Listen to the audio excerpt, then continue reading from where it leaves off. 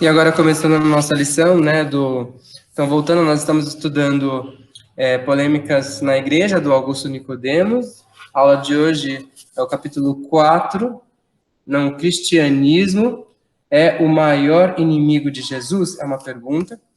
Nós acabamos de falar a respeito do feminismo, ou do papel da mulher, ou das conquistas femininas, linkando isso com a aula, e com o cristianismo.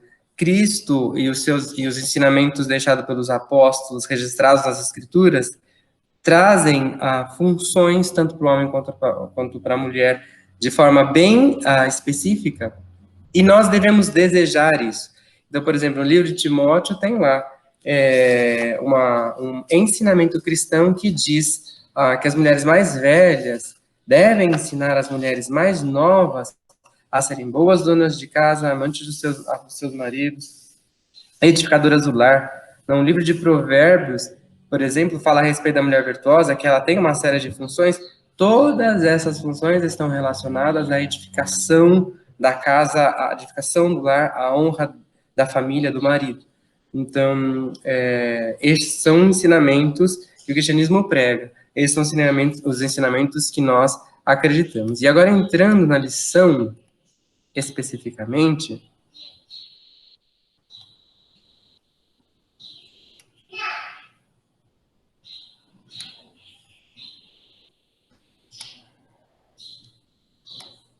deixa eu apresentar aqui a minha tela.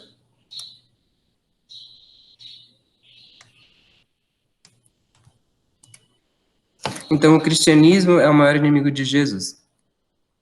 Por que as pessoas dizem isso, né? Eu entendo que muitas pessoas afirmam isso, né, que o cristianismo é o maior inimigo de Jesus, obviamente por ou não conhecer Jesus ou não conhecer o que é cristianismo, né, os ensinamentos de Cristo registrados nas Escrituras, porque afirmam muitas vezes que hoje em dia se vive um legalismo, e é verdade, existe muito legalismo, existe muito tradicionalismo ruim, que não é o verdadeiro cristianismo, mas colocam também nesta crítica, né, os ensinamentos verdadeiros de Jesus, que sim são formais, sim são uma vida de renúncia, sim tem a ver com o pagamento de Cristo na cruz e a vida que ele quer que nós vivamos, né? Então, esta afirmação não define o cristianismo, porque os ensinamentos de Cristo estão registrados nas Escrituras. Jesus é o Cristo, os ensinamentos de Cristo e a observância deles é o cristianismo, logo, não tem como o cristianismo ser o maior inimigo de Jesus, né? E essa afirmação não define Jesus também, porque o Deus encarnado que se entregou por amor e ressurgiu, pagando o preço dos nossos pecados, deixou uma vida para que seus seguidores vivessem o próprio cristianismo. Então, é uma frase bastante interessante. Mas, de novo, né, isso, por exemplo, é uma frase bem comum daquelas pessoas que são chamadas desigrejadas. Tem países, né, a gente sabe bastante isso dos Estados Unidos, por exemplo, onde as pessoas têm se reunido de forma informal, eles se reúnem, eles estudam a palavra de Deus, não sei detalhes de como, e defendem este como o verdadeiro cristianismo, algumas vezes a prática das boas obras. Não existe, biblicamente, uma indicação de erro até neste momento do que eu acabei de citar. Se reúnem, né, estudam a Bíblia, praticam, sei lá, boas obras. Tiago fala disso, o livro de Atos era assim, os discípulos, né, se reuniam em casas de pessoas, os primeiros cristãos, e estudavam a palavra de Deus. O ponto é quando eles não observam outras questões e até debocham de diretrizes cristãs, que eles dizem diretrizes legalistas ou tradicionais, e não as observam. Esta, por exemplo, como nós acabamos de discutir, função do homem, função da mulher, função da família.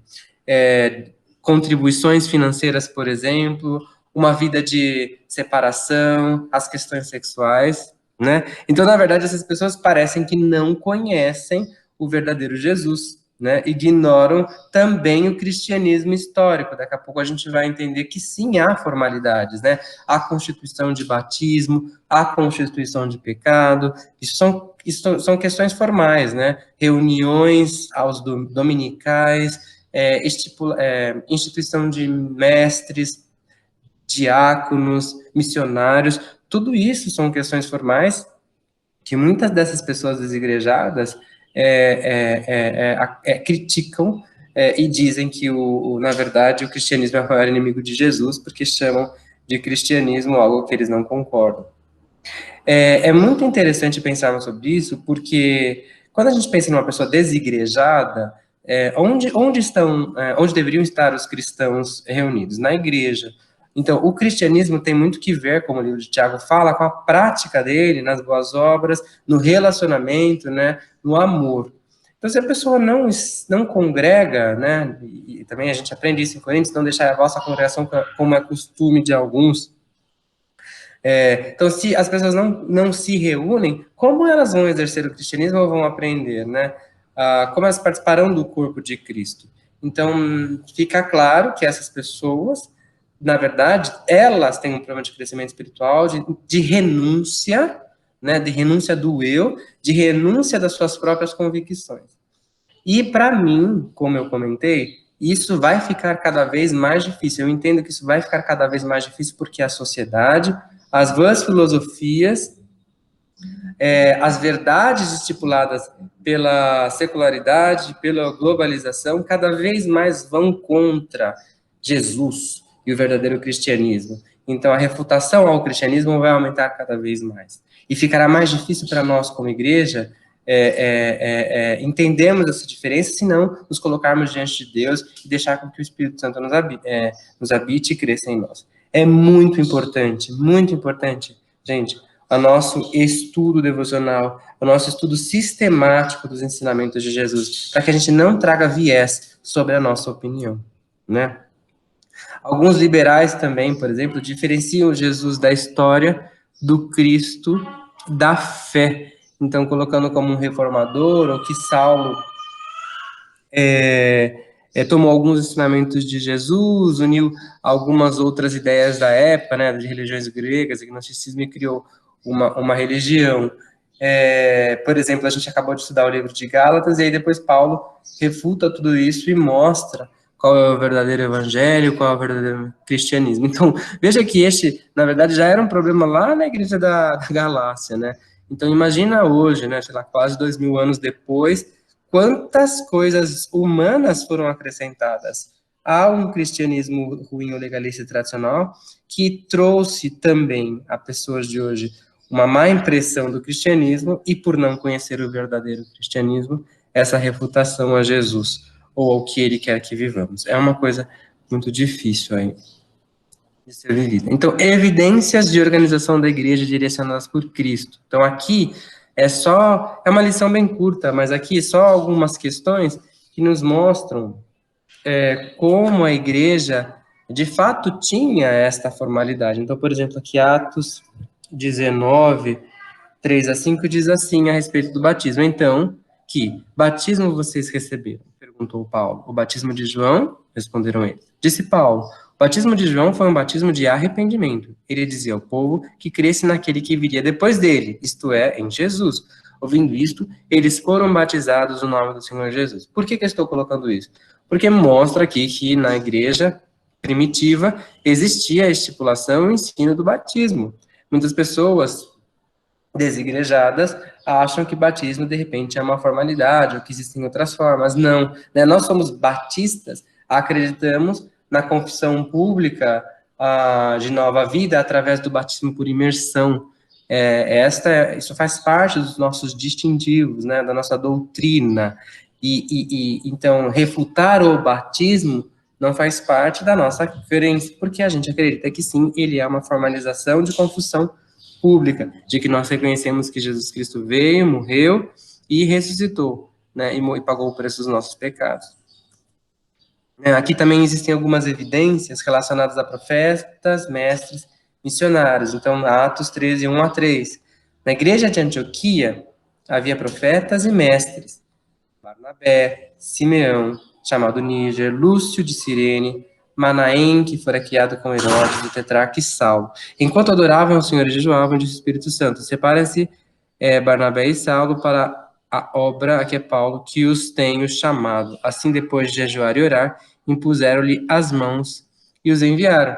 Então, a gente vê aqui missionários, né? Os primeiros missionários sendo separados aí, a primeira viagem missionária de Paulo, e ele sendo direcionado e levado para a igreja. Isso é interessante também. Muitas pessoas, aí já falando do cristianismo que nós acreditamos mesmo, muitas pessoas acham que sozinha, né, Deus fala só com elas, não fala mais com ninguém, não fala com a igreja, elas estão certas de determinada convicção, toda a igreja está errada, e não é a igreja que envia, não é a igreja que apoia determinado ministério, né? Eu particularmente discordo. Né? Como é que, por exemplo, um professor tem certeza que ele tem o dom de ensino se ninguém quer ouvir a aula dele, acha que não entende, não faz muito sentido? Como é que um mestre de fato aquela pessoa que tem facilidade em interpretar a palavra de Deus para os irmãos, se o que ele fala também não é entendido, todo mundo lê e ninguém entende? Como é que um pastor é pastor se nenhuma ovelha o segue, ninguém, não, ele não é líder, né, não se entrega pelas ovelhas, a exemplo do nosso maior pastor, que é Cristo. Então, estas questões são validadas, vamos dizer assim, pela igreja, né, esses dons, esse envio, essa validade do ministério. E isso faz parte de um cristianismo formal, né? Quando de fato o cristianismo que pregam é inimigo de Jesus? O cristianismo só é o maior inimigo de Jesus quando deixa de professá-lo como Senhor e Salvador, quando nega sua morte vicária na cruz por nossos pecados, quando rejeita a sua ressurreição e a sua vinda, quando usa o nome de Jesus para arrecadar dinheiro, quando se torna secular e mundano e deixa de ser luz e sal.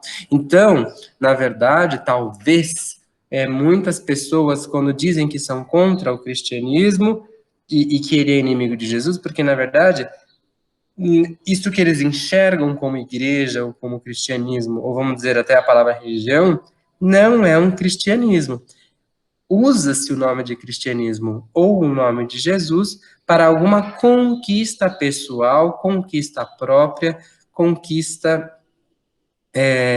qualquer que não seja a glória ou a glorificação de Deus. E quando a pessoa faz isso, ela nega o verdadeiro fato, né, de que Jesus é o Senhor e Salvador, que ele é o Deus encarnado, que o sacrifício dele é único e perfeito e que nós devemos viver aquilo que ele deixou para que vivêssemos. Então, eu diria, pessoal, que fica aí